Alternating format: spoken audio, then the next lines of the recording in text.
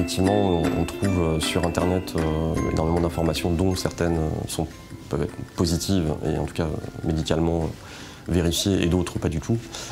Et donc je pense que ça peut être une source de questionnement, d'interrogation. Le principal frein à la discussion entre un patient et son médecin, ça va être la différence de maturité Internet.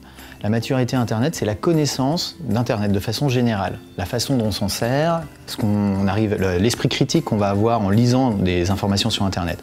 Il suffit qu'il y ait une différence entre le médecin et le patient là-dessus, et la conversation ne peut pas prendre. On va avoir un patient qui va être beaucoup plus informé que le médecin sur ce qui se passe sur Internet, ou un médecin qui comprendra très bien Internet alors que le patient pas du tout. Certains médecins, j'imagine, peuvent être gênés ou peuvent avoir ce sentiment que le patient envahit un peu leur espace de connaissances médicales. Nous avons fait une étude sur les attentes des patients envers leur médecin et on s'est aperçu que quand ils surfaient sur Internet et quand ils en parlaient à leur médecin et quand ça se passait bien avec leur médecin et que leur médecin les encourageait à surfer, ils étaient à 90% satisfaits de leur prise en charge. Il y a un effort d'adaptation du médecin par rapport au niveau du patient.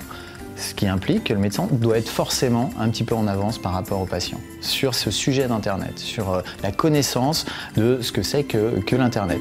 Or aujourd'hui, c'est certainement pas le cas.